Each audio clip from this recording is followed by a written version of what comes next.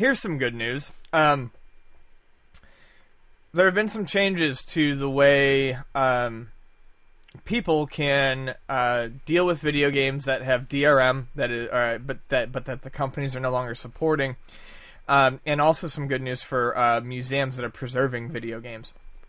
So basically, the Electronic Freedom Foundation is an organization that tries to preserve digital media, and every 3 years, you can basically look for exemptions to copyright law.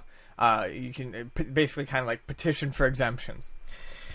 And what they wanted to do was they wanted to petition to get, so basically it's illegal. It was illegal for anyone who had a game to circumvent DRM to play it if the server or whatever authentication process was no longer supported by the company.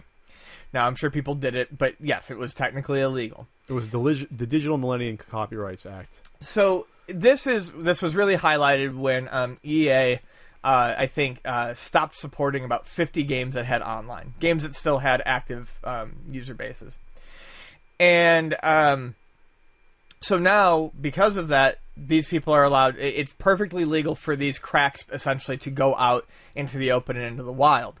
Unfortunately, it's still not legal for people to set up new servers for online games. So say World of Warcraft were to suddenly not be supported by Blizzard, technically it would be illegal for you to create a server to allow the game to keep running. However, a lot of people ignore this. For instance, there are servers to play a lot of those EA games, and no one... EA doesn't care, essentially. It's amazing that EA would be so nice. But the cooler thing is, museums can now jailbreak consoles if it's required to preserve a game or to have a game play that, for whatever reason, would no longer be able to run due to publishers no longer supporting it.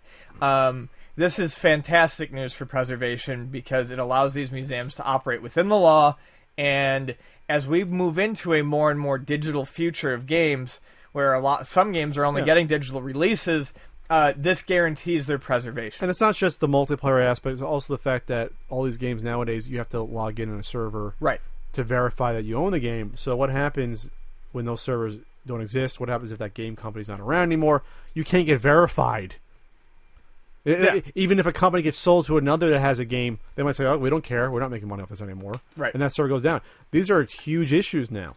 And of course, the good old ESA had a lobby against this. Oh, yeah. What the fuck is the ESA? How does this burden you? Some sort of museum somewhere is going to be pirating this software? You really think that's going to be happening? It's a slippery slope. Yeah, well, but that's the thing. I mean, it is essentially pirating, but it's for the sake of preservation. What is it? What is the ESA's? What is their alternative? Do they even have an alternative to this? No, they don't care. No, of course they wouldn't have an alternative. They're just lobbying for all the big game companies. And it's one of those things where we're not going to get into a video games as art conversation, but they just don't see any worth in it, and they don't understand why it would want to be preserved. It's people who are out of fucking touch with modern day reality. The ESA, which is basically the lobby group for the big companies, the Electronic Software Association, they probably have the EA coming to them like, we don't make money on this, we can potentially lose money down the line, so just say no. They don't give a shit. No. They don't care about the game you bought 5 years ago you can't play next year. They don't care. So it's just selfishness.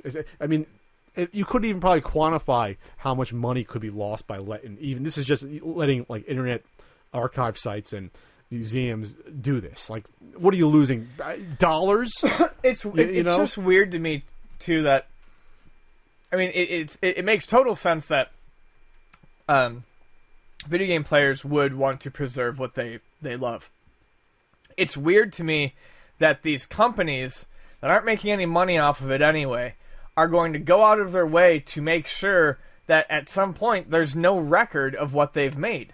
I mean, don't they? I mean, it's so obvious then from that to them this is simply business. There's no passion in it anymore from them. They don't care if something that, you know, a team of people poured their man hours into is around in 5-6 years. They don't care about the goodwill they can have towards current customers to want to buy future ones. So this is a great example in this article on Vice. Of course, it's Vice. Vice does good stuff nowadays.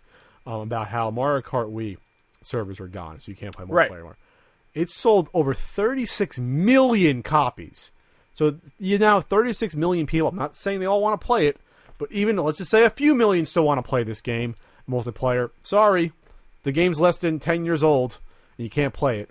What is it, 6 years old? 7 years old? Yes, or thereabouts. And that is a problem that they have to wait 3 more years for. That's an exemption they can't get.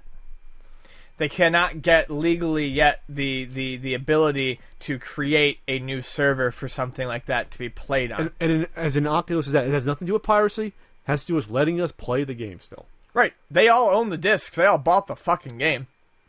They don't own the features anymore that are on the disc. It's a sort of a sad sort of state we're on.